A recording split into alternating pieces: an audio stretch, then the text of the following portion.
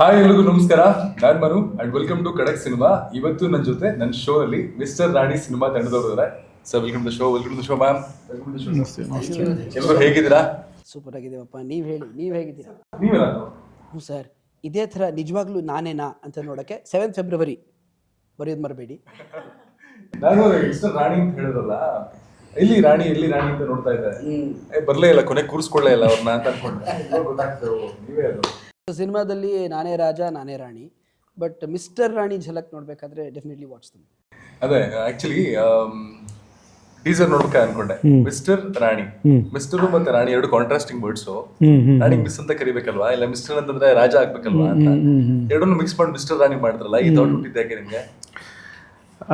ಇದು ಪರ್ಸ್ನಲ್ ಆಗಿ ನನ್ನ ಒಬ್ಬ ಫ್ರೆಂಡ್ ನೋಡಿ ಆದಂಥದ್ದು. ಸೊ ಅವ್ರಿಗೆ ತುಂಬ ಫಿಲಮಲ್ಲಿ ಹೀರೋ ಆಗಬೇಕು ಅಂತ ಆಸೆ ಇತ್ತು. ಸೊ ನಾವೆಲ್ಲ ಒಟ್ಟಿಗೆ ಸೇರಿಕೊಂಡು ಒಂದು ಶಾರ್ಟ್ ಮೂವೀಸು, ಡ್ಯಾನ್ಸು ಅದು ಇದು ಎಲ್ಲ ಮಾಡ್ತಾಯಿದ್ವಿ. ಆವಾಗ ಅವರ ಫಾದರ್ಗೆ ಇಷ್ಟ ಇರಲಿಲ್ಲ. ಅವ್ರಿಗೆ ಇವರು ಸ್ಟೇಜ್ ಮೇಲೆ ಎಲ್ಲರೂ ಮಾಡಿದ್ರೆ ಅಲ್ಲೇ ಸ್ಟೇಜ್ ಮೇಲೆ ಹೊಡೆದು ಕರ್ಕೊಬರ್ತಾಯಿದ್ರು. ಸೊ ಆವಾಗ ಇನ್ ಕೇಸ್ ಈಗ ಇವನು ಫಾದರ್ಗೆ ಗೊತ್ತಿಲ್ಲದಂಗೆ ಮಾಡಬೇಕು ಅಂತಂದರೆ ಏನು ಮಾಡಬಹುದು? ಈಗ ಇವನು ಹೀರೋ ಆಗೋಕ್ಕೆ ಚಾನ್ಸ್ ತೊಗೊಳಕ್ಕೆ ಓಡಾಡಬೇಕಂದ್ರೆ ಇವ್ರ ಅಪ್ಪನಿಗೆ ಎದುರ್ಕೊಂಡ್ರೆ ಇವನು ಏನು ಮಾಡಬೇಕಾಗತ್ತೆ ಅವಾಗ? ಸೊ ಅವಾಗ ಅವನು ವೇಷ ಮರೆಸ್ಕೊಂಡು ಹೋಗ್ಬೇಕಾಗತ್ತೆ. ಸೊ ಈಗ ಯಾವುದೇ ಹುಡುಗನ ವೇಷ ಹಾಕ್ಕೊಂಡ್ರು ನಾಳೆ ಏನಾದ್ರು ಕ್ಲಿಕ್ ಆದರೆ ಗೊತ್ತಾಗ್ಬಿಡುತ್ತೆ. ಹುಡುಗಿ ವೇಷ ಹಾಕ್ಕೊಂಡು ಓಡಾಡೋಕ್ಕೆ ಸ್ಟಾರ್ಟ್ ಮಾಡಿದ್ರೆ ಏನು? ಸೊ ಆ ಹುಡುಗಿ ವೇಷ ಹಾಕ್ಕೊಂಡು ಓಡಾಡೋಕ್ಕಾದಾಗ ಅವನಿಗೆ ಹುಡುಗಿಯಾಗೆ ಚಾನ್ಸ್ ಸಿಕ್ಬಿಟ್ರೆ ಏನಾಗುತ್ತೆ? ಸೊ ಈ ಥರ ಅದು ಚೂರು ಡೆವಲಪ್ ಮಾಡಿದಾಗ ಹುಟ್ಟಂಥದ್ದು ಈ ಕಾನ್ಸೆಪ್ಟು.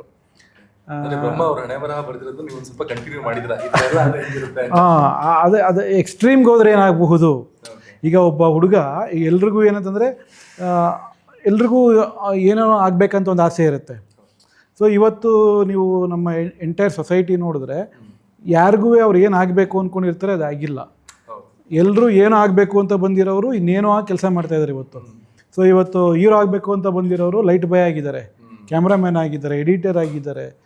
ಸೊ ಏನೇನೋ ಆಗ್ಬಿಟ್ಟಿದ್ದಾರೆ ಎಲ್ರೂ. ಫಿಲಮ್ ಇಂಡಸ್ಟ್ರಿಯಲ್ಲಿ ಒಂದೇ ಅಂತಲ್ಲ. ಇವತ್ತು ಇಫ್ ಯು ಟೇಕ್ ಎನಿ ಒಂದಷ್ಟು ಜನ ಇಂಜಿನಿಯರ್ ಸ್ಟೂಡೆಂಟ್ಸ್ ನಮಗೆಲ್ಲ ಫ್ರೆಂಡ್ಸ್ ಇದ್ದಾರೆ, ಮಾತಾಡ್ಸಿದ್ದೀವಿ.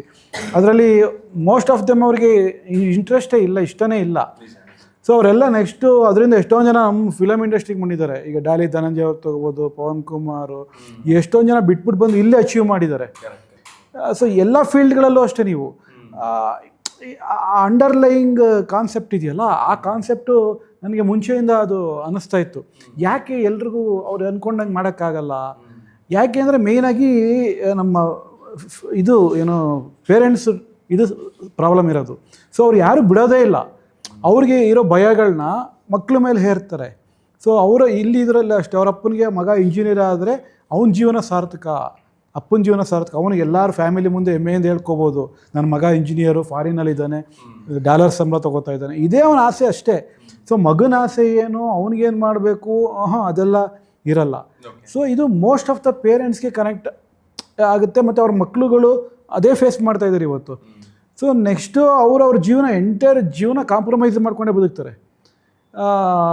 ಸೊ ಆಮೇಲೆ ಯಾಕೆಂದರೆ ಒಂದು ಏಜ್ ಆದಮೇಲೆ ನೀವೇನು ಮಾಡೋಕ್ಕಾಗಲ್ಲ. ಸೊ ಇರೋದನ್ನ ಅಡ್ಜಸ್ಟ್ ಮಾಡಿಕೊಂಡು so mediocre you will become mediocre. So entire life ನೀವು ಮೀಡಿಯೋಕರೇ ಆಗಿರ್ತೀರ. ಸೊ ಆ ಮೀಡಿಯೋಕರ್ ಆಗಿಲ್ಲದೆ ನಾನು ನನ್ನ ಫೀಲ್ಡಲ್ಲಿ ಎಕ್ಸಲೆನ್ಸ್ ಆಗಬೇಕು ಅಂತಂದಾಗ ತುಂಬ ಹೈಲಿ ಪ್ಯಾಷನೇಟ್ ಆಗಿರಬೇಕಾಗುತ್ತೆ. ಆ ಪ್ಯಾಷನೇಟ್ ಇದ್ದರೆ ನೀವು ಯಾವ ಎಕ್ಸ್ಟ್ರೀಮ್ ಬೇಕಾದ್ರೂ ಹೋಗ್ತೀರಾ. ಸೊ ಆ ಎಕ್ಸ್ಟ್ರೀಮ್ಗೆ ಹೋಗೋ ಒಬ್ಬ ಹುಡುಗನ ಕತೆ ಇದು.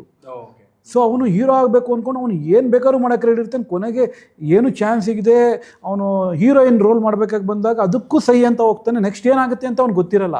ಅವ್ನು ನಂಬರ್ 1 ಹೀರೋಯಿನ್ ಆಗ್ಬಿಡ್ತಾನೆ ಇಂಡಸ್ಟ್ರಿನಲ್ಲಿ. ಸೊ ಆಮೇಲೆ ಏನೇನಾಗುತ್ತೆ ಅದು ಕತೆ. ಆ ಥರ ಅಂದರೆ ಎಲ್ಲ ಸೊಸೈಟಿಯಿಂದನೇ ಹುಟ್ಟಿದ್ದು. ಅದನ್ನು ಕ್ರಾಫ್ಟ್ ಮಾಡಿ ಒಂದು ಕಾಮಿಡಿಯಾಗಿ ಹೇಳಿದ್ರೆ ಇದು ಜಾಸ್ತಿ ಜನ ಕನೆಕ್ಟ್ ಆಗ್ಬೋದು. ಬಟ್ ಕಾಮಿಡಿ ಹಿಂದೆ ಅಷ್ಟು ಡೀಪಲ್ಲಿ ಆ ಪೇಯ್ನ್ ಇದೆ. ಸೊ ಇದು ಎಲ್ಲರೂ ಪೇಯ್ನ್, ಇದು ಎಲ್ಲ ಹುಡುಗರುಗಳು ಅನುಭವಿಸ್ತಾ ಇರೋ ಪೇಯ್ನು. ಸೊ ಎಲ್ಲರೂ ಪೇಯ್ನ್ ಇದು. ಬಟ್ ಅದೇ comedy.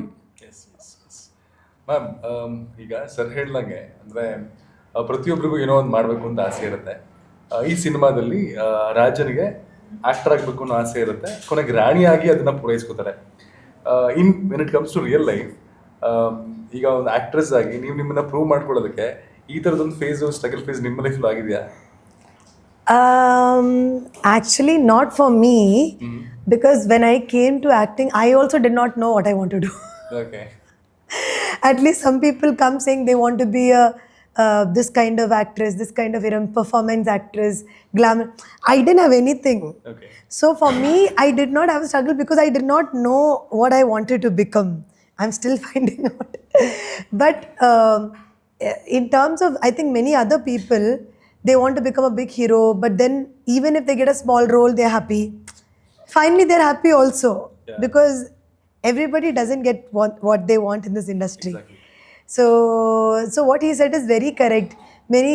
Many directors actually came to become actors. Many of the top directors, they became directors. They were actually actors. Shankar, A lot of them, everyone, even Gautam sir, all of them, they wanted to be actors. Then they became directors. Then they became big, so they continued.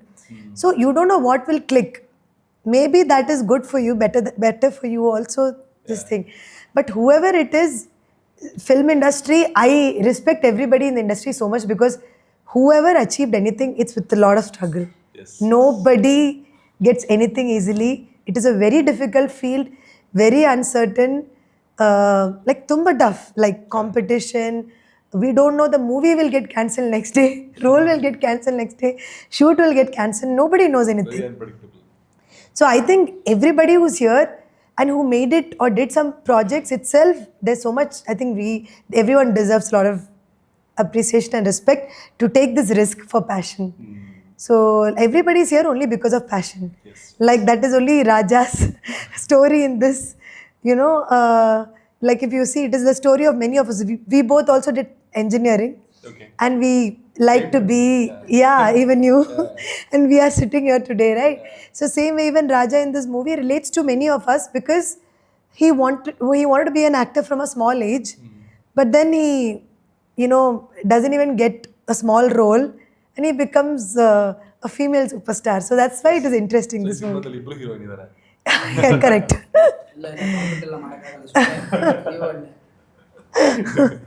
So ಇಬ್ರು heroines ಇದ್ದಾರೆ. ಇಬ್ರು heroine ನಲ್ಲಿ ಅಂದ್ರೆ probably ಇದೆ ಇವಾಗ ಈ heroine ಮತ್ತೆ ಆ ಹೀರೋಯಿನ್ ಇಬ್ರನ್ನ ನಿಲ್ಲಿಸಿದಾಗ ಪ್ರಾಬಬ್ಲಿ ಯಾರು ನಿಜವಾದ ಹೀರೋಯಿನ್ ಅಂತ ಐಡೆಂಟಿಫೈ ಮಾಡೋಕ್ಕೂ ಕಷ್ಟ ಆಗ್ಬೋದು ಸಿನಿಮಾದಲ್ಲಿ. ಸೊ ಅದೇ ಸಿನಿಮಾದ ಒಂದು ಇಂಟ್ರೆಸ್ಟಿಂಗ್ ಪಾಯಿಂಟ್ ಇದೆ. ಯಾಕೆಂದರೆ ಸರ್ ಹೇಳ್ದಂಗೆ ಇದು ಕಾಮಿಡಿ ಮೂಲಕ ಹೇಳಿದ್ದಾರೆ, ಬಟ್ ಇಟ್ಸ್ ವಿಡಂಬನೆ, it's satire about the existing system. So height of the super stardom ಅಲ್ಲಿ ದೀಪಿಕಾ ಅನ್ನೋ character. And when Rani happens, so ಈ ಸಿನಿಮಾದಲ್ಲಿ ಸರ್ ಡೈರೆಕ್ಟರ್ ರೋಲ್ ಕೂಡ ಮಾಡಿದ್ದಾರೆ. Is not just directed the film, He's also an actor in the film. That too, very important, like lead cast. So ಈ ಸಿನಿಮಾದಲ್ಲಿ ಒಬ್ಬರು star director ಇದ್ದಾರೆ. ಅಂದರೆ ಈತ ಮಾಡಿದ ಫಿಲ್ಮ್ ಎಲ್ಲ ಹಿಟ್ಟು. ಸೊ ಆ ಜಗತ್ತನ್ನು ನಾವು ಇವಾಗ ಸಿನಿಮಾ ಮೂಲಕ ಜನರಿಗೆ ತೋರಿಸೋ ಪ್ರಯತ್ನ ಮಾಡಿದ್ದೀವಿ. ಸೊ ಈಗ ನಾವು ಮಾತಾಡಿದಂಥ ಪೇಯ್ನ್ ಏನಿದೆ, ಅಂಡರ್ಲೈನ್ ಪೇಯ್ನ್ ಆಗಲಿ, ಅದರಲ್ಲಿ ಹುಟ್ಟೋ ಕಾಮಿಡಿ ಆಗಲಿ, ಅದೆಲ್ಲ ನ್ಯಾಚುರಲ್ ಆಗಿ ಸಿನಿಮಾಲ್ಲಿ ಬಂದಿದೆ. ಆ್ಯಂಡ್ ಕ್ಯೂರಿಯಾಸಿಟಿ ಇರುತ್ತೆ ಜನಕ್ಕೆ, ಸಿನಿಮಾ ಜಗತ್ತು ಹೆಂಗಿರುತ್ತೆ ಒಳಗೆ ನಿಜವಾಗ್ಲೂ ಅಂತ. ಆ ಆಸ್ಪೆಕ್ಟ್ಸ್ ಕೂಡ ಇದೆ. What will be the dynamic between the director and the actors, director and the heroine, and how does it work. ಈಗ ಹೀರೋಯಿನ್ ಆಗಿ ಇವನು ಟ್ರೈ ಮಾಡೋಕ್ಕೆ ಬಂದಾಗ, ಈಗ ಅವನ ಜೊತೆ ಒಬ್ಬ ಫ್ರೆಂಡ್ ನಿಂತಿರ್ತಾನೆ, ಮಂಜಾ ಅಂತ ಒಂದು ಕ್ಯಾರೆಕ್ಟರ್. ಈಗ ನಮ್ಮ ಲೈಫಲ್ಲಿ ಅದಾಗ ಸ್ಟ್ರಗಲ್ ಇದ್ದೇ ಇರುತ್ತೆ. ಯಾರೇ ಆ್ಯಕ್ಟರ್ ಅಥವಾ ಆ್ಯಕ್ಟ್ರೆಸ್ ಆಗಲಿ, ಒಬ್ಬ ದೋಸ್ತ್ ಇರ್ತಾರೆ ಪಕ್ಕದಲ್ಲಿ, ಏನೇ ಆದಾಗಲೂ ಹೋಗ್ರು ಇದಾಗ್ತಾ ಇದೆ ಅಂತ ಹೇಳ್ಕೊಳಕ್ಕೆ. ಅಂಥ ಒಂದು ಅಮೇಝಿಂಗ್ ಕ್ಯಾರೆಕ್ಟರ್ ಮಂಜಾ ಮಾಡಿದ್ದಾನೆ. ಬಟ್ ಒಂದು ಡಿಫ್ರೆಂಟ್ ಶೇಡ್, ಅದು ಅವನ್ನೇ ಹೇಳಬೇಕು. ಅದೇ ಕಳ್ಮಂಜ ಇದ್ದು ಮೋಟಿವೇಶನ್ ಮಂಜ, ಮ್ಯಾನೇಜರ್ ಮಂಜ, ಮ್ಯಾನೇಜ್ ಮಾಡೋ ಮಂಜ. ಆ ಥರ ಈಗ ರಾಣಿಗೆ ಹೀರೋ ಇಲ್ವಲ್ಲ, ನಾನೇ ಹೀರೋ, ಅವರು ವಿಲನ್ನು. ಆ ಥರ ರಾಜನ್ನ ನಾನೇ ಹೀರೋಯಿನ್ ಮಾಡೋದು. ಸೊ ಟೈಪ್ಸ್ ಆಫ್ ಮಂಜ ಎಲ್ಲ ಈ ಸಿನಿಮಾದಲ್ಲಿ ಎಲ್ಲ ಇದೆ. ಎಲ್ಲ ಥರ ಮಂಜ ಇದೆ, ವಿವಿಧ ಶೇಡ್ಸ್. ಇವ್ರು ಏನು ಗೆಟಪ್ಗಳಾಗಿದ್ದಾರೆ ಅಷ್ಟು ನಾನು ಸ್ಟ್ರಗಲ್ ಮಾಡಿದ್ದೀನಿ. ಅಂದರೆ ಇದನ್ನ ಮೇಂಟೈನ್ ಮಾಡೋಕ್ಕೆ ಇವ್ರು ಅದನ್ನ ಹಾಕೊಂಡು ಮೇಂಟೈನ್ ಮಾಡಿದ್ದಾರೆ. ನಾನು ಕ್ಯಾರೆಕ್ಟರ್ ಆಗಿ ಇದನ್ನ ಅಲ್ಲಿ ಯಾರು ಗೊತ್ತಾಗ್ದಿರಂಗೆ ಮೇಂಟೈನ್ ಮಾಡಿದ್ದೀನಿ. ಆ ಥರ ಫನ್ ತುಂಬ ಚೆನ್ನಾಗಿ ಗೊತ್ತಾಗಿದೆ. ಅಂದರೆ ಇವರು ಫಿಲಮಲ್ಲಿ ರಾಜನ್ಗೆ ಕಂಪ್ಲೀಟ್ ಥ್ರೂಟ್ ದ ಜರ್ನಿ ರಾಣಿಯಾಗಿ, ಆ ರಾಣಿದು ಏನು ಒಂದು ಎಂಡ್ ಆಗುತ್ತಲ್ವ ಅಲ್ಲಿವರೆಗೂ ಇರ್ತಾರೆ. ಸೊ ಈ place full film almost every scene. Okay. So ಅಂದರೆ ಈಗ ಫ್ರೆಂಡ್ ಅಂತಂದರೆ ಏನು ಆ್ಯಕ್ಚುಲಾಗಿ ಅಂದರೆ friend is a form of an influence ಅಲ್ವಾ.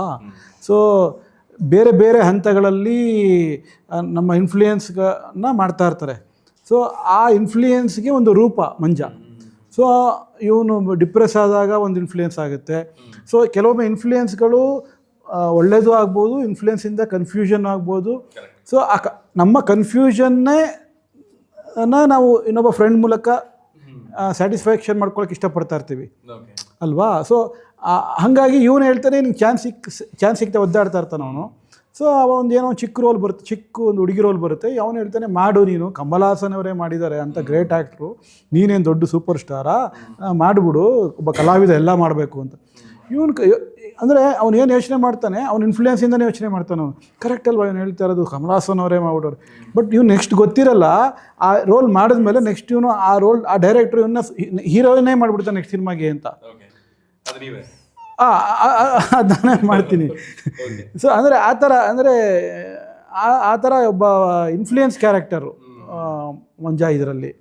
ಸರ್ ಇದರಲ್ಲಿ ಅಂದರೆ ಸಿನಿಮಾದಲ್ಲಿ ರಾಜ ರಾಣಿ ಆಗೋದಕ್ಕೆ ಪ್ರಾಬ್ಲಿ ಅವ್ನಿಗೆ ಸಿನಿಮಾ ಮೇಲೆ ಅಥವಾ ನಟನೆ ಮೇಲೆ ಇರುವಂತಹ ಪ್ಯಾಷನ್ ಎಷ್ಟು ಮ್ಯಾಟರ್ ಆಗುತ್ತೆ, ಅದೆಷ್ಟು ರಿಲೆವೆಂಟ್ ಆಯಿತು ನಿಮ್ಮ ಕ್ಯಾರೆಕ್ಟರ್ಗೆ? ಡೆಫಿನೆಟ್ಲಿ. ಈಗ ಈ ಸಿನಿಮಾ ಕಥೆ ಎಲ್ಲರ ಸಾಮಾನ್ಯ ಜೀವನಕ್ಕೆ ತುಂಬ ಹತ್ತಿರವಾಗಿದೆ ಅಂತ ನಾವು ಮಾತಾಡಿದ್ವಿ ಆಗಲೇ. ಈಗ ಒಂದು ಹೊಸ ಸೇಯಿಂಗ್ ಇದೆ, ಕನ್ನಡ ಇಂಡಸ್ಟ್ರಿಯಲ್ಲಿ ಕಲ್ ತೊಗೊಂಡು ಹೊಡೆದ್ರೆ ಒಬ್ಬ ಇಂಜಿನಿಯರ್ ಸಿಗ್ತಾನೆ. So it is very true. ನಮ್ಮ ಸುತ್ತಮುತ್ತಲವರು ಸುಮಾರು ಜನ ಇಂಜಿನಿಯರ್ಸೇ ಇದ್ದಾರೆ. ಸೊ ಈ ಕಥೆನಲ್ಲಿ ಅದು ಒಂದು ರಿಲೇಟಬಿಲಿಟಿ ಇದೆ.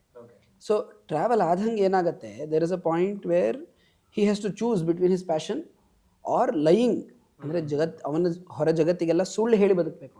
Is he going to make that choice. ಅದಕ್ಕೆ ಸಾಥ್ ನಿಂತ್ಕೊಳ್ಳುವಂಥ ಒಂದು ಕ್ಯಾರೆಕ್ಟರ್ ಮಂಜನ್ ಕ್ಯಾರೆಕ್ಟರ್. ಸೊ ನಮ್ಮ ಜೀವನದಲ್ಲೆಲ್ಲ ನಾವು ಏನಾದ್ರು ಅಚೀವ್ ಮಾಡೋಕ್ಕೆ ಹೋದಾಗ ನಮಗೂ ಎಲ್ಲೋ ಮನಸ್ಸಲ್ಲಿ ಅಳಕಿರುತ್ತೆ, ಇದು ಮಾಡೋಕ್ಕಾಗುತ್ತೋ ಇಲ್ವೋ, ನಮಗೆ ಸಾಧ್ಯ ಆಗುತ್ತೋ ಇಲ್ವೋ ಅಂತ. ನನ್ನ ಲೈಫಲ್ಲೂ ಡೆಫಿನೆಟ್ಲಿ ಆ ಥರ ಜರ್ನಿ ಆಗಿದೆ.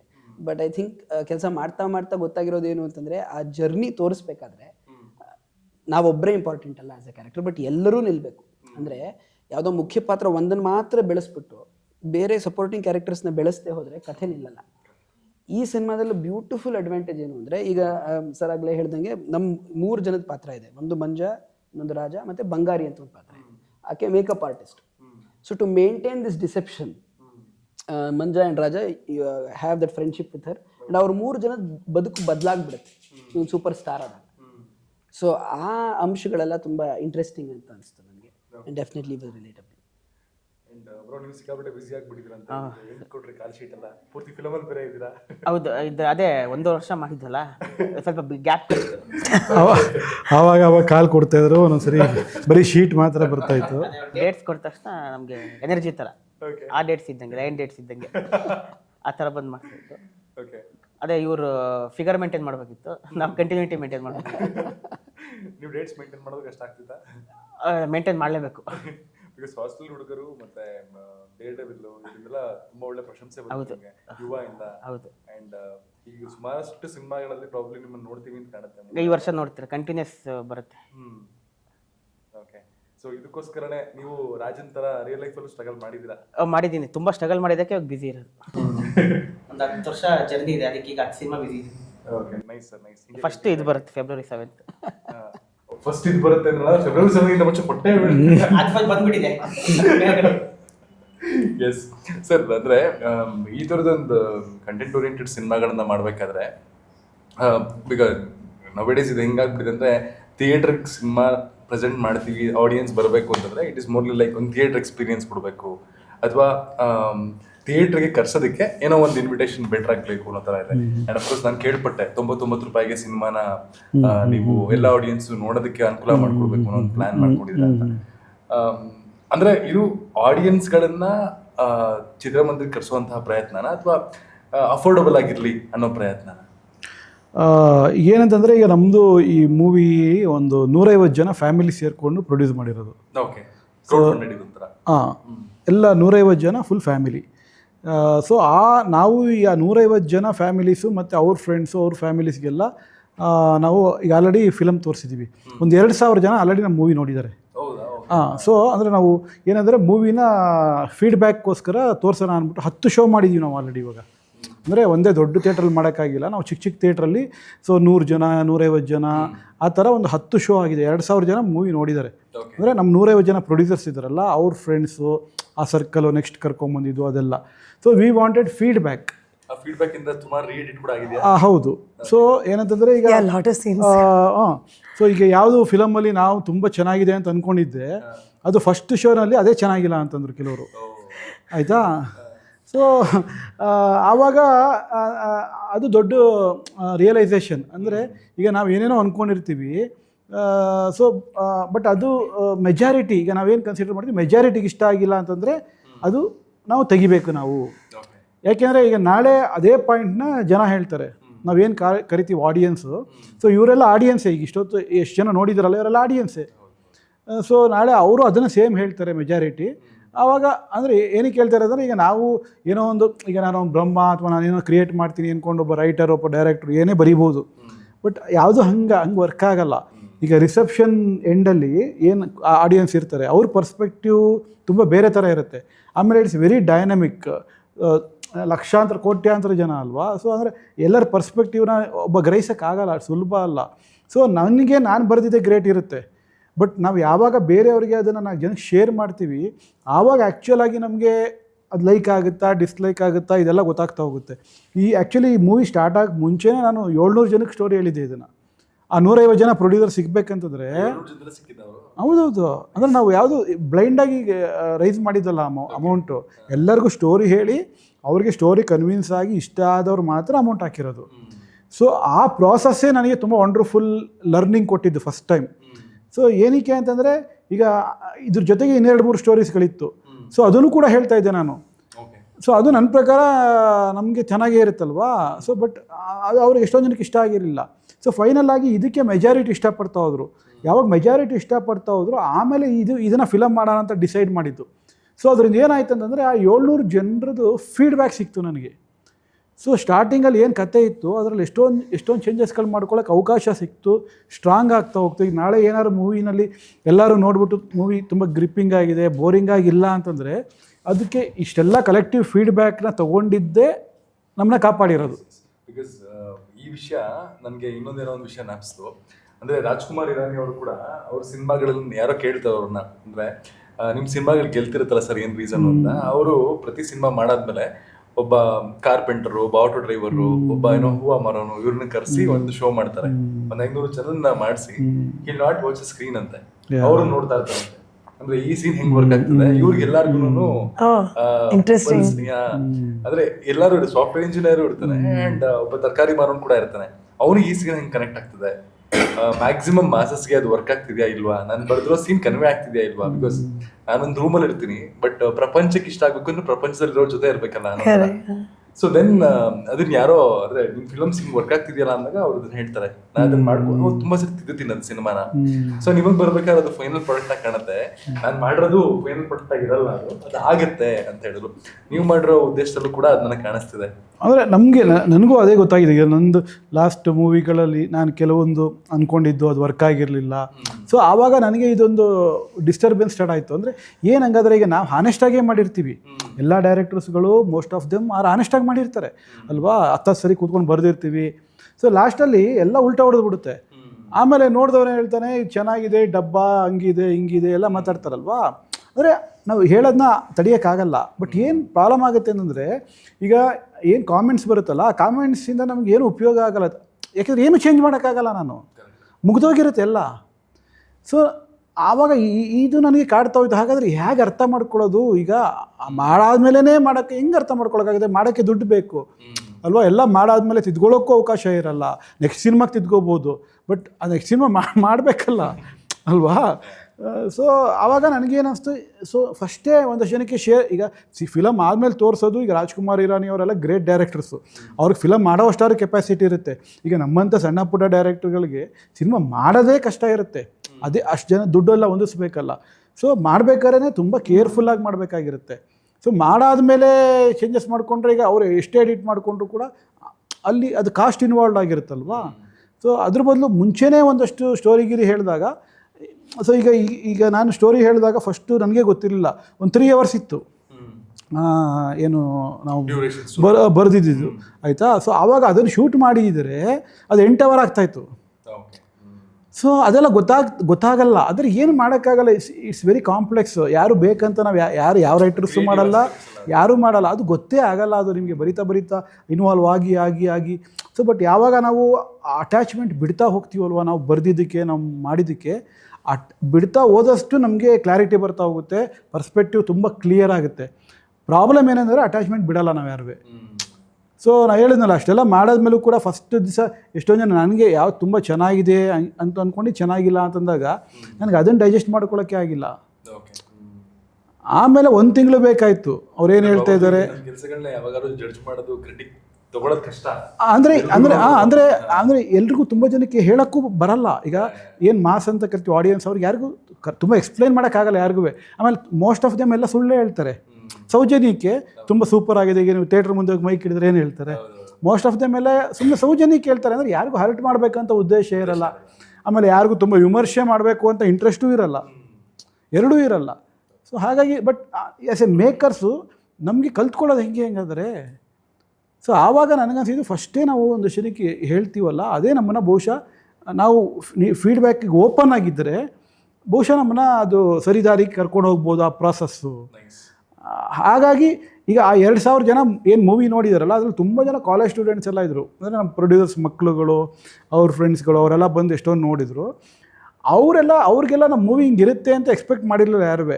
ಅವ್ರು ಸುಮ್ಮನೆ ಬಂದಿದ್ದರು. ಬಟ್ ನೋಡಾದ್ಮೇಲೆ ಎಲ್ರಿಗೂ ಅಂದರೆ ಟೆಕ್ನಿಕಲಿ ಆಗ್ಬೋದು, ಆಮೇಲೆ ಎಲ್ಲ ಕ್ಲಾಸ್ ಬಂಕ್ ಮಾಡಿ ಬರುವಂಥ ಸಿನಿಮಾ, ನಮಗೆಲ್ಲ ತುಂಬ ಡಿಪ್ರೆಷನ್ ಇದೆ, ಸ್ಟ್ರೆಸ್ ಇದೆ, ಪ್ರೆಷರ್ ಇದೆ ಅಂತೆಲ್ಲ ಸ್ಟಾರ್ಟ್ ಮಾಡಿದ್ರು. ಆದರೆ ಸ್ಟೂಡೆಂಟ್ಸ್ ನಾವು ಅಂದ್ಕೊಂಡಾಗ ಏನು ಹ್ಯಾಪಿ ಆಗಿಲ್ಲ. ಅವರೆಲ್ಲ ಅದೇ ಪಾಯಿಂಟ್ ಹೇಳಿದ್ದು, ಕಾಮಿಡಿ ಸಿನಿಮಾಗಳೇ ಮಾಡಲ್ಲ ಯಾರು, ಇವಾಗ ನೀವು ಮಾಡಿದ್ದೀರಾ. ಆಮೇಲೆ ಮೇಯ್ನ್ ಪಾಯಿಂಟ್ ಹೇಳಿದೆ ಅಂದರೆ, ಈಗ ನೀವು ಮಾಡಿದ್ದೀರಲ್ವ, ಬಟ್ ಈಗ ನಾವು ನೋಡಿದ್ದೀವಿ ಇದನ್ನು, ಈಗ ನೀವೆಲ್ಲ ಹೊಸ ಆ್ಯಕ್ಟ್ರ್ ಹಾಕೊಂಡು ಮಾಡಿದ್ದಾರೆ, ಯಾರೂ ಸ್ಟಾರ್ ಇಲ್ಲ. ನಾಳೆ ನಮ್ಮ ಫ್ರೆಂಡ್ಗೆ ಬಂದು ಫಿಲಮ್ ನೋಡೋಣ ಅಂತಂದರೆ ಅವರೆಲ್ಲ ಫಸ್ಟು ಏನು ನೋಡ್ತಾರೆ ಅಂತಂದರೆ ಎಷ್ಟು ಟಿಕೆಟ್ ಪ್ರೈಸ್ ಅಂತ ನೋಡ್ತಾರೆ. ಸೊ ನೀವು 250 ರೂಪಾಯಿ, 300 ರೂಪಾಯಿ, 400 ರೂಪಾಯಿ ಎಲ್ಲ ಮಾಡಿದ್ರೆ ಆಯಿತು, ನಾನು ಮೊಬೈಲಲ್ಲಿ ನೋಡ್ಕೋತೀನಿ ಮಚ್ಚ, ಟೆಲಿಗ್ರಾಮಲ್ಲಿ ಬರುತ್ತೆ ನೆಕ್ಸ್ಟ್ ಡೇನೇ ಹೋಗು ಅಂತ ಹೇಳ್ತಾರೆ. ನಾವನ್ನ ಕನ್ವಿನ್ಸ್ ಮಾಡೋಕ್ಕಾಗಲ್ಲ. ನೀವು ನಿಮ್ಮ ಮೂವಿನ ನೋಡಬೇಕು ಅಂತ ಅನ್ಸಿದ್ರೆ ಮೂವಿ ಚೆನ್ನಾಗಿ ಮಾಡೋದೇ ಅಷ್ಟೇ ಅಲ್ಲ, ಅದ್ರ ಜೊತೆಗೆ ಸ್ವಲ್ಪ ಸಣ್ಣ ಪುಟ್ಟ ಚೇಂಜಸ್ಗಳು ಮಾಡ್ಕೋಬೇಕು. ಅದರ ಟಿಕೆಟ್ ಪ್ರೈಸ್ ಕಮ್ಮಿ ಇಡಬೇಕಾಗುತ್ತೆ. ಅವ್ರು ಹೇಳಿದಂಥ ಟಿಪ್ಸು ನಮಗೆ ತುಂಬ ಸಿಗ್ನಿಫಿಕೆಂಟ್ ಅಂತ ಅನ್ನಿಸ್ತು. ಯಾಕೆ ಅಂತಂದರೆ ಈಗ ಏನೆಲ್ಲ ಮಾಡ್ಬೋದು, ನಾಳೆ ಅವ್ನು ಕೂತ್ಕೊಂಡು ಮೊಬೈಲಲ್ಲಿ ನೋಡಿದ್ರೆ ಏನಾಯಿತು ಕೊನೆಗೆ. ಸೊ ಇನ್ವೆಸ್ಟ್ಮೆಂಟ್ ಮಾಡಿದಂಥವ್ರಿಗೆ ಯಾರಿಗೂ ವಾಪಸ್ ಬರೋಲ್ಲ. ಸೊ ನೆಕ್ಸ್ಟು ನಾವು ಯಾರು ಸರ್ವೈವ್ ಆಗೋಕ್ಕಾಗಲ್ಲ, ನೆಕ್ಸ್ಟ್ ಸಿನಿಮಾ ಮಾಡೋಕ್ಕಾಗಲ್ಲ. ಸೊ ಅದು ಯಾವುದು ಅವ್ನಿಗೆ ಬೇಕಾಗಿರಲ್ಲ, ಅವ್ನು ಮೊಬೈಲಲ್ಲಿ ನೋಡಿಕೊಂಡೇ ಮಜಾ ತೊಗೋತಾ ಇದ್ದಾನೆ ಅಷ್ಟೇ. ಈ ಡಸಂಟ್ ಕೇರ್ ಅಬೌಟ್ ಅಸ್, ಈ ಡಸಂಟ್ ಕೇರ್ ಅಬೌಟ್ ಆರ್ಟ್ ಅಲ್ವಾ. ಸೊ ಹಂಗೆಲ್ಲ ಆಗದೆ ಇರಬೇಕಂತಂದರೆ ನಾವು ತುಂಬ ಏನು ಮಾಡೋಕ್ಕಾಗಲ್ಲ ಎಕ್ಸ್ಟ್ರಾಡಿನರಿಯಾಗಿ. ಈ ಥರ ಸಣ್ಣ ಪುಟ್ಟ ಸ್ಟೆಪ್ಸ್ ತೊಗೋಬೋದು. ಟಿಕೆಟ್ ಪ್ರೈಸ್ ಕಮ್ಮಿ ಮಾಡ್ಬೋದು, ಈ ಥರದ್ದು ಇನ್ನೇನೇನೋ ಮಾಡ್ಬೋದು, ಪ್ರಮೋಷನ್ ಸ್ವಲ್ಪ ಜಾಸ್ತಿ ಮಾಡ್ಬೋದು, ಅಷ್ಟು ಮಾಡ್ಬೋದು. ಅದನ್ನು ಮಾಡೋಕ್ಕೆ ನಾವು ಟ್ರೈ ಮಾಡ್ತಾಯಿದ್ದೀವಿ. ಅದರಲ್ಲಿ ಆ 99 ರೂಪೀಸು ಒಂದು ಹೆಜ್ಜೆ ಇಟ್ಟಿದ್ವಿ. ಸೊ ಅವ್ರಿಗೆ ಇಷ್ಟ ಆಯ್ತು ಅಂತಂದರೆ ದೇ ವಿಲ್ ಕಮ್ ಫಾರ್ವರ್ಡ್. ಅಂದರೆ ಸ್ಟ್ರಾಟಜಿಗಳು ತುಂಬ ಇಂಪಾರ್ಟೆಂಟ್ ಆಗಿದೆ ದಿನಗಳಲ್ಲಿ. ಆ್ಯಂಡ್ ಮ್ಯಾಮ್, ಕಂಪ್ಯಾರಿಟಿವ್ಲಿ ನೀವು ಬೇರೆ ಭಾಷೆ ಸಿನಿಮಾಗಳಲ್ಲೂ ವರ್ಕ್ ಮಾಡಿದ್ದೀರಾ ಆ್ಯಂಡ್ ಕನ್ನಡದಲ್ಲೂ ಕೂಡ ವರ್ಕ್ ಮಾಡಿದ್ದೀರಾ. Cultural difference of film making ನಿಮ್ಗೆ ಏನು ಅನ್ಸುತ್ತೆ? See, according to me, filmmaking is filmmaking. It is depending on the script. There is not a big, it all depends on the team, I would say. So same language, there are different kinds of people, different type of teams. They have a different school of making. It can be different. But it is not like, oh, Kannada industry is very different from this industry. Like that, you can't say. I have not worked in all industries, but I would like little different something with maybe like a Malayalam. They finish very fast, so they will shoot a lot. It's more hectic. Okay. Maybe Tamil and all is more relaxed. They will take more days. That slight differences like that is there. Okay. And Kannada also, they're not as fast. They will also take some more time, not rush like Malayalam as far as I have seen. So, but otherwise, more or less, it depends on director, team, concept. Now, this is a commercial film. It's a funny movie. It's a light-hearted movie. Now, if it's a serious subject and some real incident, maybe it'll be different. Yes. So, and he's not, I mean, he's a very cool director. There are also some hot-tempered directors. Okay. Also, it depends, right? Everybody's different. So, that also depends on the people. It is not on the industry, I would say. So I can't say a difference is there except the language in. But Kannada dialogues ಎಲ್ಲ ತಗೊಳ್ಳೋದಕ್ಕೆ ನಿಮ್ಗೆ comfortable ಆಗ್ತಾ? I never took even prompting. I learned all my dialogues. Oh, nice. He told I have to learn, but I learned it. Okay. ಅಂದರೆ ಅವ್ರ ಮೂವಿನಲ್ಲೂ is A super star, ಅಂದರೆ ಕನ್ನಡ ಬರಲ್ಲ ಸರಿಯಾಗಿ, Bollywood super star ಆ ಥರ so Kanglish ಮಾತಾಡೋ super star ಥರ. ಹಾಗಾಗಿ ಅದು ಹೆಚ್ಚು ತುಂಬ ನ್ಯಾಚುರಲ್ ಆಗಿ ಮಾಡ್ತಾಯಿದ್ರು ಇವರು. ಹಾಂ ಹೌದೌದು ಹೌದೌದು ಹಾಂ ಹೌದೌದು ಹೌದೌದು. ಸರ್ ಈಗ ನೀವು ಅಂದ್ರೆ ಸ್ಮಾಲ್ ಸ್ಕ್ರೀನ್ ಅಲ್ಲಿ ಚಿಕ್ಕಮರಿ ಅಂತ ಅನ್ಕೊಂಡು ತುಂಬಾ ಫೇಮಸ್ ಆಗಿಬಿಟ್ಟಿದ್ದೀರಾ, ಸುಮಾರು ಹುಡುಗಿರ ಮನ್ಸೆಲ್ಲ ಗೆದ್ಬಿಟ್ಟಿದ್ದೀರಾ. ಇಲ್ಲಿ ನೋಡ್ರೆ ಹುಡುಗಿ ಪಾತ್ರನೇ ಮಾಡಿಲ್ಲ, ಇದರಿಂದ ಹುಡುಗರ ಮನ್ಸೆಲ್ಲ ಗೆಲ್ಬೋದಾ ಅಂತ ಚಾನ್ಸಸ್ ಇದೆ ಅಂತ ಅನ್ಕೊಂಡಿದ್ದೀನಪ್ಪ. ಬಟ್ ಸಿನಿಮಾದಲ್ಲಿ that is not the suspense factor. So anybody ಆಡಿಯನ್ಸಿಗೆ ಮೊದಲು ಕೂತ್ಕೊಂಡು ನೋಡಿದಾಗ ಅವರಿಗೆ ಗೊತ್ತಾಗ್ಬಿಡುತ್ತೆ ಈಗ ರಾಜನೇ ರಾಣಿ ಆಗ್ತಾ ಇದ್ದಾನೆ ಅಂತ. But that is also the part of the comedy. So ಆಗಲೇ ಸರ್ ಹೇಳ್ತಾ ಇದ್ರು comedy happens only when there is pain. So Raja ಮತ್ತು ಮಂಜನ ಜಗತ್ತಿಗೆ ಯಾವಾಗಲೂ ಪೇನ್ ಬರ್ತಾ ಇರುತ್ತೆ in so many different ways, because they are trying to live the dream, they are taking that risk. So ಹಾಗಾಗಿ ಇದರಲ್ಲಿ ಸನ್ನಿವೇಶಗಳು ಹಾಗೆ ಬರ್ತಾ ಹೋಗುತ್ತೆ. ಆ್ಯಂಡ್ ಬೇರೆ ಬೇರೆ ಕ್ಯಾರೆಕ್ಟರ್ಸ್ಗೆ except for Raja, Manja and Bangari ಈ ವಿಷಯ ಗೊತ್ತಿರಲ್ಲ. ಸೊ ಅದು ಎಲ್ಲೆಲ್ಲಿ ಓಪನ್ ಆಗುತ್ತೆ ಹೇಳಿ, that is the interesting twists of the film. So I'm hoping that even though they know that I'm a guy, they will say, okay, I'm looking good as the girl. So let's see. And ಇದ್ರ ಬಗ್ಗೆ ಮಾತಾಡ್ತಾ small screen ಅಲ್ಲಿ ನಿಮ್ಗೆ ಸಿಕ್ಕಿರುವಂತಹ popularity ಇದೆಯಲ್ಲ, ಅಂದ್ರೆ how it is happening ಅಂದ್ರೆ ತುಂಬಾನೇ ಒಂದು ವೈಡ್ ಸ್ಪ್ರೆಡ್ ಆಗಿದೆ ಅಂದ್ರೆ ನಿಮ್ಮ ವಿಸಿಬಿಲಿಟಿ ಫ್ಯಾಕ್ಟರ್ ಅಂದ್ರೆ that I think is the power of small screen. ಅಂದರೆ ಕಿರುತೆರೆನಲ್ಲಿ ಪ್ರತಿದಿನ ಪ್ರತಿ ಮನೆ ಮತ್ತು ಮನ ಮುಟ್ಟುವಂಥ ಕೆಪಾಸಿಟಿ ಇದೆ, because it's an every day thing. And prime ಟೈಮಲ್ಲಿ ಬರುವಂತಹ ಸೀರಿಯಲ್ ಆದ್ದರಿಂದ ಸಾಕಷ್ಟು ಜನಕ್ಕೆ ಕರ್ನಾಟಕದಾದ್ಯಂತ ಮುಟ್ಟಿದೆ. ಆ್ಯಂಡ್ ಕನ್ನಡಿಗರು ಎಲ್ಲೆಲ್ಲಿದ್ದಾರೆ ಅಲ್ಲಿಗೆಲ್ಲ ಮುಟ್ಟಿದೆ, ಯಾಕೆಂದರೆ ಝೀ ವಾಹಿನಿ ಅಷ್ಟು ಪವರ್ಫುಲ್ ಆಗಿದೆ. So of course thanks to Zee and Sai Nirmala productions. But ಆ ಕ್ಯಾರೆಕ್ಟರ್ನ ರೈಟಿಂಗ್ ಬರವಣಿಗೆ ಆಗಿರಬಹುದು, ಅದು ಕ್ಯಾರೆಕ್ಟರ್ ತೊಗೊಳ್ಳೋವಂಥ ಕೆಲವು ಸ್ಟೆಪ್ಸ್ ಆಗಿರಬಹುದು. ಹಾಂ, so that is also keeping people interested. So I am hoping that ಇದ್ರ ಹಿಂದೆ ನಾನು ದಾಸಪುರಂದರ ಅಂತ ಇನ್ನೊಂದು serial, that was of a different kind. ಅಂದರೆ ಪುರಂದರದಾಸರ ಹೆಸರಲ್ಲೇ ಅವರ ಬ್ಲೆಸ್ಸಿಂಗ್ಸಲ್ಲಿ ನಡೆದು ಹೋದಂತಹ ಒಂದು ಕ್ಯಾರೆಕ್ಟರ್ ಅದು. ಆ್ಯಂಡ್ ಜನಕ್ಕೂ ಅದು ಮನಸ್ಸಲ್ಲಿರುತ್ತೆ, ದಾಸರು ಅಂತ ಮನಸ್ಸಲ್ಲಿ ಇರ್ತಾರೆ. ಇದು ಸೋಷಿಯಲ್ ಸೀರಿಯಲ್ ಆದ್ದರಿಂದ this is more interesting in a different way. ತುಂಬ ಕಾಮನ್ನು ಚಿನ್ಮರಿ ಅಂತ ಕರೆಯೋದಲ್ಲದೆ ಕರೆದು ನನಗೆ ಅಡ್ವೈಸ್ ಮಾಡೋರಿದ್ದಾರೆ. ಏನಪ್ಪ ಹಿಂಗೆ ನೋಡ್ಕೋತೀಯ ನೀನು ಹೆಂಡ್ತಿನ, ನೀನು ಸ್ವಲ್ಪ ಚೆನ್ನಾಗಿ ನೋಡ್ಕೊಳಪ್ಪ, ಚಿನ್ಮರಿಗೆ ಅಷ್ಟೊಂದು ಕಷ್ಟ ಕೊಡ್ಬೇಡಪ್ಪ, ಏನಪ್ಪ ಅಜ್ಜಿನ ಹಾಗೆಲ್ಲ ಕಷ್ಟ ಕೊಡಬಾರ್ದು, ನೀನು ಎಂಥ ಒಳ್ಳೆ ಅಳಿಯಾಗಿದ್ದೆ ಇವಾಗ ಹಿಂಗೆ ಆಗ್ಬಿಟ್ಟಿದ್ಯಾ ಅಂತೆಲ್ಲ. But I think that is because they have really accepted and love the character. So ಆ ಥರ ಪ್ರೀತಿ ಸಿಕ್ಕೋದಕ್ಕೆ I think I should be very grateful first off. And ಈ ಪಾತ್ರ ನೋಡಿದ್ಮೇಲೆ ಪ್ರಾಯಶಃ ಓಕೆ ಈ ಹುಡುಗ ಬೇರೆ ಬೇರೆ ಥರ ವಿಭಿನ್ನವಾದ ಕ್ಯಾರೆಕ್ಟರ್ಗಳನ್ನು ಮಾಡ್ತಾ ಇದ್ದಾನೆ ಅನ್ನೋದು ನನ್ನ ಕಡೆಗೆ ಬಂದರೆ, ಕ್ಯಾರೆಕ್ಟರ್ಗೆ ಅವ್ರಿಗೆ ಇಷ್ಟ ಆದರೆ, I think that is the biggest success. ಈ ಒಂದು ಗಾದೆ ಮಾತಿದೆ ಅಂದ್ರೆ ಕಂಡೋರ್ ಮಕ್ಕಳನ್ನ ಬಾವಿಗೆ ಆಡ ನೋಡೋದು ಅಂತ. ಟೀಸರ್ ನೋಡಿದ ತಕ್ಷಣ ಮಜಾ ಯಾಕೋ ಅದನ್ನೇ ಮಾಡಿ ಹಂಗ ಅನ್ಸತ್ತೆ. ಬಟ್ ಜೊತೆಗೆ ನಾನು ಬಿದ್ದಿರ್ತೀನಿ ಬಾವಿಲಿ, ಇಬ್ರು ಸ್ವಿಮ್ ಮಾಡ್ತಾ ಇರ್ತೀವಿ. ಬಟ್ ಏನೇ ನೋವು ಕಷ್ಟ ದುಃಖ ಬಂದು ನನಗೆ ದಾಟೇ ಹೋಗ್ಬೇಕು, ಯಾಕಂದ್ರೆ ಭಯ ಇರುತ್ತೆ. ಧೈರ್ಯ ಕೊಡ್ತೀನಿ ಏನಾಗಲ್ಲ ಬಾರೋ ಅಂತ, ಬಟ್ ಏನು ನನಗೂ ಬಿದ್ದಿರುತ್ತೆ. ಆ ಥರ ಮಜಾ ಇದೆ. ಟಾಮ್ ಆ್ಯಂಡ್ ಜೆರ್ರಿ ಥರ ಅದ್ರ ಮಧ್ಯ ಬೇರೆ ಇದೊಂದು ಹಣ್ಣು, ಆದರೆ ಕಾಯಿ ಅಂತ ನನಗೆ ಗೊತ್ತಿರುತ್ತೆ. ಎಲ್ಲ ಕಿತ್ಕೊಳಕ್ಕೆ ತಿನ್ನಕ್ಕೆ ಬರ್ತಾ ಇರ್ತಾರೆ, ಅದನ್ನ ಬೇರೆ ಕಾಪಾಡ್ಕೋಬೇಕು. ಮಾಡಿಸ್ಬಿಡೋದೆ ನಾನು, ಒದ್ದಾಡೋದು ನಾನು. ನನ್ನ ಫ್ರಸ್ಟ್ರೇಷನು, ನನ್ನ ಟೆನ್ಷನು ಆಡಿಯನ್ಸಿಗೆ ನಗು ಕೊಡುತ್ತೆ. ಅಂದ್ರೆ ಈಗ ನೀವು ಮಾಡಿರೋ ಪಾತ್ರಗಳನ್ನು ನೋಡ್ಕೊಂಡ್ರೆ ಬೇರೆ ಬೇರೆ ಸಿನಿಮಾಗಳೆಲ್ಲ ವಿಭಿನ್ನವಾದ ಪಾತ್ರಗಳು, ತುಂಬಾ ಸಿಮಿಲರ್ ಆಗಂತೂ ಇಲ್ಲ. ಯಾವುದೂ ಇಲ್ಲ. ಈಗ ನೆಕ್ಸ್ಟ್ ಮಾಡ್ತಿರೋದು ಅಷ್ಟೇ, ಅದು ಡೈರೆಕ್ಟ್ರು ಅವ್ರು ಬರ್ದಿರೋದು ಅಥವಾ ನಾನು ಆ ಥರ ವರ್ಕ್ ಮಾಡ್ತೀನಿ, ಯಾವುದೂ ಒಂದೇ ಥರ ಅನಿಸ್ಬಾರ್ದು ಅಂತ. ಇದು ಅಷ್ಟೇ, ಇದು ಕ್ಯಾರೆಕ್ಟರ್ ಏನು ಡಿಮ್ಯಾಂಡ್ ಮಾಡುತ್ತೆ ಒಂದು ಸ್ವಲ್ಪ ಜಾಸ್ತಿನೇ ಮಾಡಬೇಕು, ಯಾಕಂದರೆ ಅದು ಫನ್ ಮಜಾ ಬರೋಲ್ಲ. ಇಲ್ಲಾಂದರೆ ಅದು ವರ್ಕ್ ಆಗಲ್ಲ. ಎಷ್ಟಕ್ಕೆ ಯಾವ ಕ್ಯಾರೆಕ್ಟರ್ಗೆ ಏನು ಮಾಡಬೇಕು ಅದು ಮಾಡ್ಕೊಂಡು ಬರ್ತಾ ಇದೀನಿ. ಅದು ಖಂಡಿತ ಫೈನಲ್ ಆಡಿಯನ್ಸ್ಗೆ ಎಲ್ರಿಗೂ ಇಷ್ಟ ಆಗುತ್ತೆ.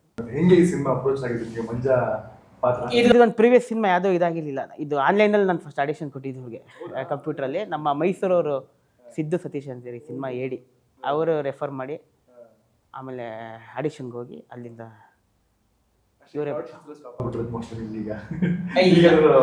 ಪ್ರಶ್ನೆನೇ ಇಲ್ಲ ಈಗ ಡೈರೆಕ್ಟ್. Okay, nice.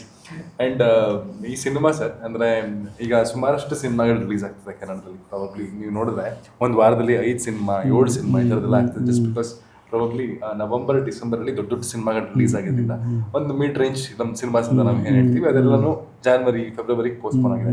ಈ ಸಿನಿಮಾ ಕೂಡ ಫೆಬ್ರವರಿ 7ನೇ ತಾರೀಕು ಬಂದಿದೆ. ಸುಮಾರಷ್ಟು ಕಾಂಪಿಟೇಷನ್ ಮಧ್ಯೆ ಮಿಸ್ಟರ್ ರಾಣಿನೇ ನೋಡ್ಬೇಕು ಆಡಿಯನ್ ಅಂತ ಆದ್ರೆ ಅದು ಯಾವ ವಿಷಯಕ್ಕೆ ಅಂತ ನೀವು ಹೇಳ್ತೀರಾ? ಒಂದು 3 ವಿಷಯ ಇಲ್ಲಪ್ಪ ಈ ವಿಷಯಕ್ಕೆ ನೀವು ಕಂಪ್ಯಾರಿಟಿವ್ಲಿ ಈ ಸಿನಿಮಾ ನೋಡೋದಕ್ಕೆ ಒಂದು ಪ್ರಿಯಾರಿಟಿ ತಗೋಬಹುದು ಅನ್ನೋದ್ರೆ ಯಾವ ವಿಷಯಕ್ಕೆ? ಈಗ ನಾವು ಅಷ್ಟೊತ್ತಿಂದ ಈಗ ಅದ್ರ ಬಗ್ಗೆ ಎಲ್ಲ ಆ ಟೆಕ್ನಿಕಲ್ ಡೀಟೇಲ್ಸು ಮತ್ತು ಈಗ ಆ ರಾಣಿಗೋಸ್ಕರ ಅವರು ಎಷ್ಟು ವರ್ಕ್ ಮಾಡಿದ್ದಾರೆ ಪ್ರತಿಯೊಂದುವೇ. ಸೊ ನಾವು ಆಲ್ರೆಡಿ ಎಲ್ಲ ಹೇಳ್ಬಿಟ್ಟಿದ್ದೀವಿ ಅವ್ರಿಗೆ. ಅದು ಈಗ ಕಾಂಪಿಟೇಷನ್ ಅನ್ನೋದು ಅದನ್ನು ಅವರು ಡಿಸೈಡ್ ಮಾಡಬೇಕು, ಅದನ್ನು ನಾವು ಹೇಳೋಕ್ಕಾಗಲ್ಲ. ಸೊ ನಾವು ಈ ಏನೇನು ಮಾಡಿದ್ದೀವಿ ಹಾನೆಸ್ಟಾಗಿ ಅದೆಲ್ಲ ನಮ್ಮ ಟ್ರೈಲರಲ್ಲಿದೆ, ನಮ್ಮ ಟೀಸರಲ್ಲಿ ನೋಡ್ತಾರೆ, ಸಾಂಗಲ್ಲಿ ನೋಡ್ತಾರೆ, ಅದರಿಂದ ಗೊತ್ತಾಗುತ್ತೆ ಅವ್ರಿಗೆ. ಆಮೇಲೆ ಬೇರೆದನ್ನು ನೋಡ್ತಾರೆ. ಸೊ ನೋಡಿದಾಗ ಒಬ್ಬೊಬ್ಬರಿಗೆ ಒಂದೊಂದು ಇಷ್ಟ ಆಗ್ಬೋದು, ಆಮೇಲೆ ಅವ್ರಿಗೆ ಗೊತ್ತಾಗುತ್ತೆ ಅದು. ಸೊ ಗೊತ್ತಾದಾಗ ದೇ ವಿಲ್ ಚೂಸ್. ಅದನ್ನು ನಾವು ಹೇಳೋಕ್ಕಾಗಲ್ಲ, ನೀನು ಇದನ್ನೇ ಚೂಸ್ ಮಾಡಂತ ನಾನು ಹೇಳೋಕ್ಕಾಗಲ್ಲ. ಸೊ ನಾನು ನನ್ನ ಪ್ರಾಡಕ್ಟ್ನ ಎಕ್ಸಲೆಂಟಾಗಿ ಮಾಡಿದ್ದೀನಿ ಅಂತ ತೆಗೆದು ಹಿಂಗೆ ಇಡ್ತೀನಿ. ಸೊ ಪಕ್ಕನೂ ಈಗ ರೇಸಿಗೆ ಕೂತಿರ್ತೀವಲ್ವಾ, ರೇಸಲ್ಲಿ 50 ಜನ ಕೂತಿರ್ಬೋದು. ಸೊ ಬಟ್ ರೇಸಲ್ಲಿ ಕೂತಿರೋರೆಲ್ಲ ಸಾಧನೆ ಮಾಡಿ ಬಂದು ಕೂತಿದ್ದಾರೆ ಅಂತ ಹೇಳೋಕ್ಕಾಗಲ್ಲ. ಸೊ ಯಾರೋ 2-3 ಜನ ಇರ್ಬೋದು. ಸೊ ನಂಬರ್ಸ್ ಯಾವತ್ತೂ ಕಾಂಪಿಟೇಷನ್ ಅಲ್ವೇ ಇಲ್ಲ ಅಲ್ವಾ. ಸೊ ವರ್ಷಕ್ಕೆ 500 ಸಿನಿಮಾನೇ ಬರಲಿ, ಬಟ್ ಎಲ್ಲ ಕಾಂಪಿಟೇಷನ್ ಅಲ್ಲ. ಯಾವುದೋ ಒಂದು 10, 50, 20, 30 ಸಿನಿಮಾ ಆನೆಸ್ಟಾಗಿ ತುಂಬ ಡೆಡಿಕೇಟೆಡ್ ಆಗಿ ಪ್ಯಾಷನೇಟಾಗಿ ಮಾಡಿರ್ತಾರೆ. ಅದು ಗೊತ್ತಾಗುತ್ತೆ. ಅದು ನಾವು ಹೇಳ್ದಿದ್ರು ಅದು ನೋಡೋರಿಗೆ ಫಿಲಮ್ ಲವರ್ಸ್ ತುಂಬ ಜನ ಇದ್ದಾರೆ, ಅವರು ಎಲ್ಲ ನೋಡ್ತಾ ಇರ್ತಾರೆ, ಅವ್ರಿಗೆ ಗೊತ್ತಾಗುತ್ತೆ. So they will choose. So ಯಾರು ರೇಸಲ್ಲಿ ಸಾಧನೆ ಮಾಡಿ ಬಂದು ಕೂತಿದ್ದಾರೆ ಅಂತ ಅವ್ರಿಗೆ ಗೊತ್ತಾಗುತ್ತೆ. ಆ ಥರ. ಅಂಡ್ ಈ ಹುಡುಗಿ ಪಾತ್ರ ಹಾಕೊಂಡಾಗ ಅಂದ್ರೆ ನಾವು ಈಸಿಯಾಗಿ ಹುಡುಗಿನ ಕೆಲವೊಂದ್ಸಲಿ ಜಡ್ಜ್ ಮಾಡ್ತಿರ್ತೀವಿ. ಏನ್ ಬಿಡಪ್ಪ ಹೋಗ್ಲಿ ಬಿಡಪ್ಪ ಅವ್ರೇನಪ್ಪ ಅನ್ನೋ ತರ ಹೇಳ್ತಿರ್ತೀವಲ್ಲ. ಹುಡುಗಿ ಪಾತ್ರ ಹಾಕೊಂಡು ಸಿನಿಮಾದಲ್ಲಿ 1 ವರ್ಷ ಟ್ರಾವೆಲ್ ಆಗ್ತದೆ. ಪರ್ಸ್ನಲಿ ನಿಮಗೆ ಅಂದ್ರೆ ಆ ಪಾತ್ರ ಹಿಡಿದಾಗ ಮತ್ತೆ ಆ ಕಾಸ್ಟ್ಯೂಮ್ ಎಲ್ಲ ಹಾಕೊಂಡಾಗ ಆ ಪೇನ್ಸ್ ಅರ್ಥ ಆಗೋದಕ್ಕೆ ಸ್ಟಾರ್ಟ್ ಆಯ್ತು ಏನಾದ್ರು? Most definitely. ಅಂದರೆ ಒಂದು ಫಿಸಿಕಲ್ ಲೆವೆಲಲ್ಲಿ ಟ್ರಾನ್ಸ್ಫಾರ್ಮೇಷನ್ ಮಾಡುವಾಗ there is a necessity. As an actor it's my job. So ಅದು ಪ್ರಾಯಶಃ ನಾವು ಸಮಯ ತೊಗೊಂಡು ರಿಹರ್ಸಲ್ ಮಾಡಿ ಅಥವಾ ನಾವು ಕಾಸ್ಟ್ಯೂಮ್ ಟ್ರಯಲ್ಸ್ ಮಾಡಿ ಸಾಕಷ್ಟು ಮೇಕಪ್ ಮೇಲೆ ಎಕ್ಸ್ಪೆರಿಮೆಂಟ್ ಮಾಡಿ we were able to get there. But ಈ ಪಾತ್ರದ ಮನೋಧರ್ಮ ಏನಿದೆ, ಅದರ ಹಿಡಿತ ಹೆಂಗೆ ಸಿಗ್ಬೋದು ಅಂತ ಯೋಚನೆ ಮಾಡ್ತಾ ಹೋದಾಗ that is very it got very interesting. ಅಂದರೆ ಇಷ್ಟು ದಿವಸ ನಾನು ಒಬ್ಬ ಹೆಣ್ಣನ್ನು ಹುಡುಗನಾಗೆ ನೋಡಿದ್ದೆ ಹೊರತು ಈ ಜಗತ್ತನ್ನ ಹೆಣ್ಣು ಮಕ್ಕಳ ಮೂಲಕ, ಅವರ ಕಣ್ಣಿನ ನೋಟದ ಮೂಲಕ ನೋಡೋಕ್ಕೆ ಸಾಧ್ಯತೆ ಇರಲಿಲ್ಲ ಪ್ರಾಯಶಃ. ಈ ಸಿನಿಮಾ ಮೂಲಕ ನಂಗೆ ಅದೊಂದು ಚಾನ್ಸ್ ಸಿಕ್ಕಿತ್ತು. Because the world was responding to me as a girl. So ನಾನು I step out in the real world. ನಮ್ಮದೇ ಆದ ಕೆಲವು ಯೋಚನೆಗಳಿರುತ್ತೆ. ನಿಜವಾಗೂ ಪಾಸ್ ಆಗ್ತೀವ, ಫೇಲ್ ಆಗ್ತೀವ, ನಿಜವಾಗೂ ಜನ ಒಪ್ಕೋತಾರ ಇಲ್ವಾ, ಈ ಥರದ್ದು ಕೆಲವು ಎಕ್ಸ್ಪೆರಿಮೆಂಟ್ಸ್ ಎಲ್ಲ ಉದ್ಧಟತನಗಳನ್ನು ಮಾಡಿದ್ದೀವಿ. So yes, definitely the pains of woman which are extremely visible to the world. ಅಂದರೆ ನಾವು ಯಾವ ರೇಂಜಲ್ಲಿ ತಾರತಮ್ಯ ಮಾಡ್ತೀವಿ ಹೆಣ್ಮಕ್ಳ ಜೊತೆ, that definitely happens very easy. But ಸೂಕ್ಷ್ಮ ಮಟ್ಟಗಳಲ್ಲೂ ಹೇಗೆ ಜಗತ್ತು ಒಂದು ಹೆಣ್ಣಿಗೆ ರೆಸ್ಪಾಂಡ್ ಮಾಡುತ್ತೆ, ಆಮೇಲೆ ಅದರಿಂದ ಹೆಂಗೆ ಅದನ್ನು ಕೌಂಟರ್ ಮಾಡ್ತಾರೆ, that is very interesting. So ಒಂದು ಬಸ್ ಹತ್ತಕ್ಕೆ ಗಂಡಾಗಿ ನಾನು ಆರಾಮಾಗಿ ಹತ್ಬಿಡ್ತೀನಿ ನಮ್ಮ ಬಸ್ಸಲ್ಲಿ. ನಮ್ಮ ಅಕ್ಕ ತಂಗಿರು, ನಮ್ಮ ತಾಯಿರು, ದೊಡ್ಡ ಮದುವೆಲ್ಲ ಹೇಳಿದಾಗ ಬಸ್ ಹತ್ತಿ ಅಂದಾಗ ಒಂದ್ಸಲ ಇಳುಕಿರುತ್ತೆ. ಏನಪ್ಪ ಅಳುಕು ಬಸ್ ಹತ್ಕೊಂಡು ಹೋಗೋಕ್ಕೆ ಅಂತ ಅನ್ಸಿದ್ರು. ಅದರಲ್ಲೂ ಒಂದು ದೊಡ್ಡ ಇಶ್ಯೂ ಇದೆ. Because the society is still like that. We are the society at the end. ಹಾಗಾಗಿ those are very interesting insights. I think ಈ ಪಾತ್ರ ಮಾಡಿದ್ಮೇಲೆ I am hoping that I become a better individual on some level. That is the best thing I can hope. And ನಮ್ಮ channel ಹೆಸರು Khadak cinema ಅಂತ. So ಈ ಸಿನಿಮಾದಲ್ಲಿ ಯಾವ್ದಾದ್ರು ಒಂದು ಖಡಕ್ ಮೂಮೆಂಟ್ ಇದೆ ಅಂತ ನಿಮ್ಗೆ ಅನ್ಸೋದು ಇಂಡಿವಿಜುವಲಿ, ಅದು ಯಾವ ಖಡಕ್ ಮೂಮೆಂಟ್ ಅಂತ ಕೇಳ್ತೀನಿ. ಅಂದ್ರೆ ಈ ಸಿನಿಮಾದಲ್ಲಿ ಯಾವ್ದಾದ್ರು ಒಂದು ಟಕ್ಕಂತ ಒಂದು 2-3 ದಿನ ಬಿಟ್ಟು ಹೆಚ್ಚಾಗಿ ನಿಂದ ಎದುರು ನಿಂತಾರಪ್ಪ ಅಂತ ನೆನ್ಸ್ಕೊಂಡು ನಗ್ತೀವಲ್ಲ, ಇಲ್ಲ ಏನೋ ಒಂದು ಯೋಚನೆ ಬರುತ್ತಲ್ಲ, ಅದು ಮಿಸ್ಟರ್ ರಾಣಿ ಸಿನಿಮಾದಲ್ಲಿ ಯಾವುದು? ಕಟಕ್ ಅಂದ್ರೆ ನನಗೆ ಕ್ಲೈಮ್ಯಾಕ್ಸ್ ತೆಗೆದಿದೆ. ಅದು ಯಾವಾಗಲೂ ನೀರು ಮಧ್ಯೆ ಹೋಗ್ಬಿಟ್ಟು ತೆಗಿಯೋದು, ಅದಲ್ಲಿ ಮಡಿಕೇರಿಯಲ್ಲಿ ಮಾಡಿದ್ದು, ಅದು ಯಾವಾಗಲೂ ನೆನಪಾಗ್ತಿರುತ್ತೆ. ಆಮೇಲೆ ಇದು ಬೇರೆ ಹಾಕ್ಬಿಟ್ಟಿದ್ದು ನನಗೆ, ಅಂಡರ್ ವಾಟರ್ ಥರ ಹೋಗೋದಿಲ್ಲ, ಅದು ಮಲ್ಕೊಂಡ್ರೆ ಹಂಗೆ ಒಳಗೆ ಹೋಗ್ತಾ ಇದೀನಿ ಅಂತ ಅನ್ಸೋದು. ಆಮೇಲೆ ಇವ್ರ ಜೊತೆ ಕಳೆದಿದ್ದೆ ನನಗೆ ಕಡಕ್ಕು. ಯಾಕಂದರೆ ರಾಜನ ಜೊತೆ ಹೆಂಗೆಲ್ಲ ಮಾಡ್ತಿದ್ದೆ ಏನಪ್ಪ ಅಂತ, ಈ ರಾಣಿ ಜೊತೆ ಆದರೆ ಎಲ್ಲಪ್ಪ ಸೀರೆ ಹೆಂಗೆ ಮುಟ್ಟೋದು ಹೆಂಗೆ ನನಗೆ ಗೊತ್ತಾಗ್ತಿರಲಿಲ್ಲ. ನಾನು ಬೇರೆ ಹುಡುಗಿರ ಜೊತೆ ಕಮ್ಮಿ ಓಡಾಡಿರೋದು. ಹೈಯೆಸ್ಟ್ ಹುಡುಗಿ ಜೊತೆ ಕಾಲ ಕಳೆದಿದ್ದೆ ರಾಣಿ ಜೊತೆ. ಅದೇ ಕಡಕ್ moment.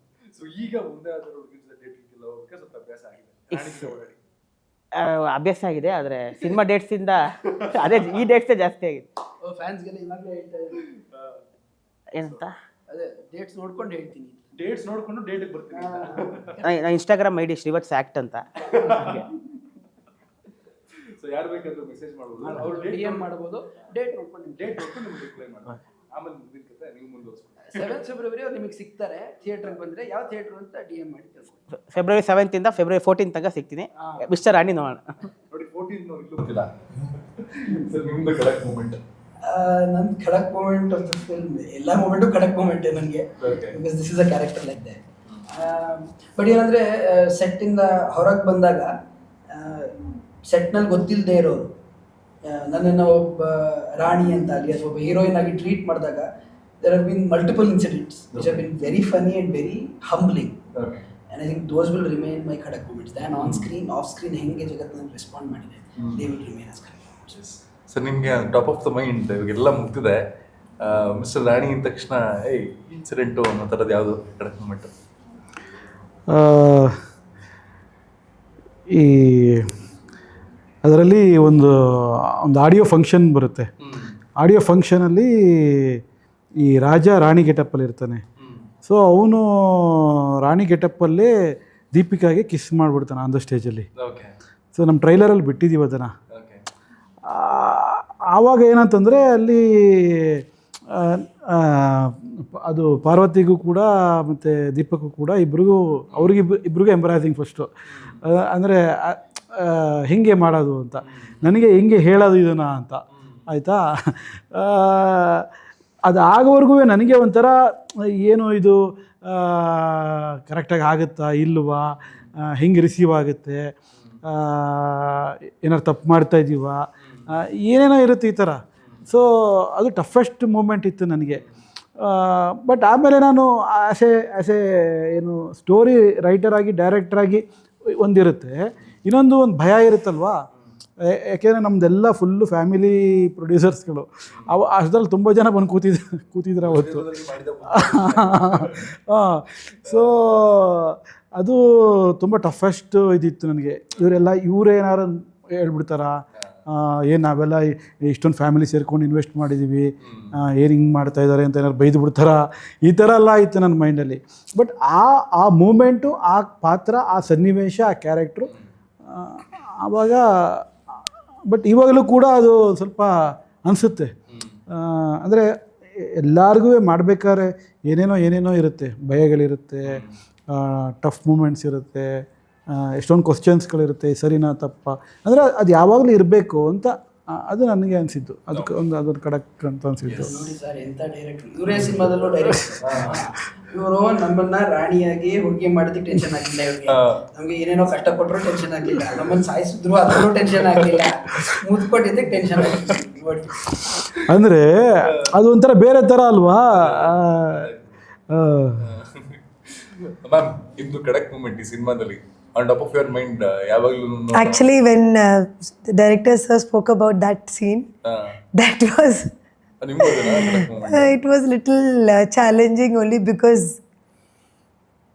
it's almost like you're kissing another girl. Yeah. And junior artist tumba ide, that scene had lot of audience, so everybody is watching also, so it was altogether little difficult, that scene.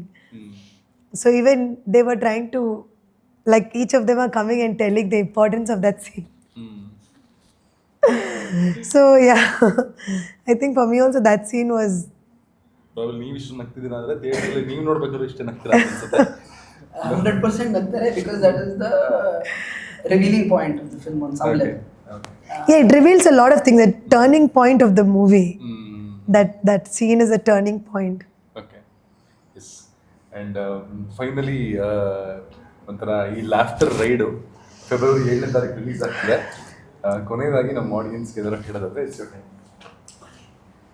ಎಲ್ರಿಗೂ ನಮಸ್ಕಾರ. February 7ನೇ ತಾರೀಕು ಒಂದು ನಗೆಯ ಹಬ್ಬವನ್ನು ನಾವೆಲ್ಲರೂ ನಿಮ್ಮ ಕಡೆಗೆ ತರ್ತಾ ಇದ್ದೀವಿ.